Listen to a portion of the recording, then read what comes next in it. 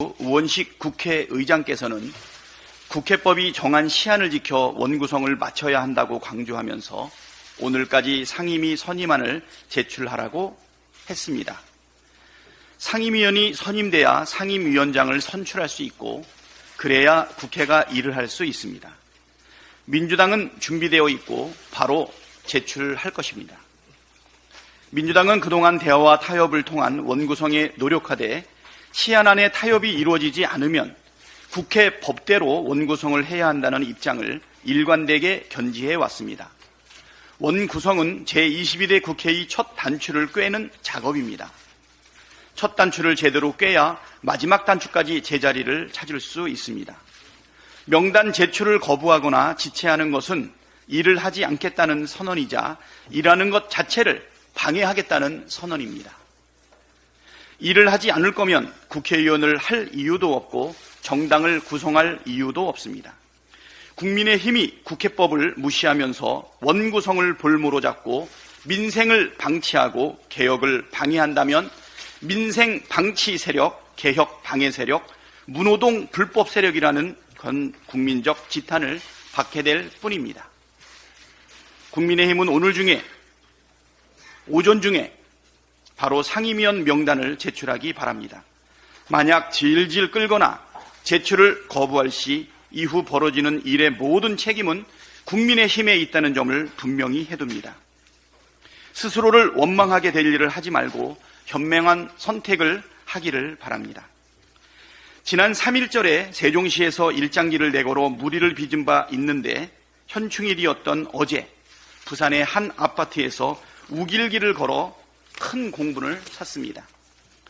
해당 아파트는 지난 5.18 때도 우길기를 걸었다고 합니다.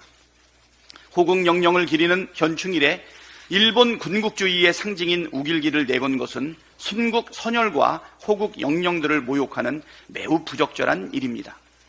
무슨 의도로 내걸었는지 모르겠지만 윤석열 정부 들어 정부와 여권에서 노골적인 친일 커밍아웃이 계속되고 있는 분위기와 무관하지 않다고 생각합니다.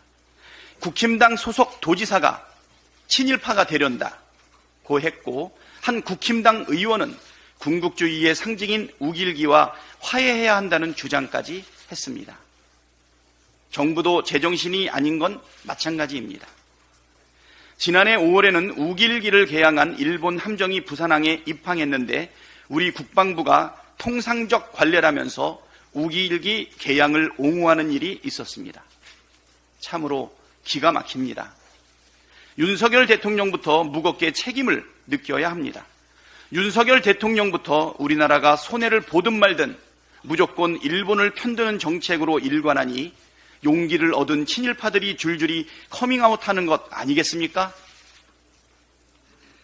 맹성과 함께 외교정책의 대전환을 촉구합니다. 무책임한 강대강 대결의 악순환은 해법이 될 수 없습니다. 어제 탈북민 단체가 대북저단을 또다시 살포했습니다. 정부가 북한의 오물풍선에 대응한다면서 9.19 군사합의 전면 효력정지를 결정하고 대북전단 살포를 막지 않겠다는 입장을 밝히자 바로 날려보낸 것입니다. 매우 우려스럽습니다. 남쪽에서는 대북전단을 날려보내고 북쪽에서는 오물풍선 날려보내고 그 피해는 고스란히 국민이 보는데 정부는 말리거나 문제를 해결할 생각은 없고 오히려 싸움을 부추기고 있는 모양새입니다. 군사적 긴장과 대결이 격화되면 될수록 무력 충돌 가능성이 커지고 당장 접경지역 주민들은 직접적인 위험을 감수해야 합니다. 예전처럼 총탄이 날아오고 고사포탄이 날아다니는 상황이 벌어질 수도 있습니다. 이런 상황을 만드는 것이 우리나라와 우리 국민에게 도대체 어떤 이익이 됩니까? 지금 필요한 것은 군사적 긴장 고조가 아니라 평화가 깨지지 않도록 하는 실효성 있는 대책입니다. 민간 단체의 무책임한 대북전단 살포를 자제시키고 북한과 대화를 통해 상황을 안정적으로 관리하면서 평화를 유지하는 데 정부가 주력해야 합니다. 실익은 없고 피해만 양산하는 것은 결코 좋은 대책이 될 수 없습니다.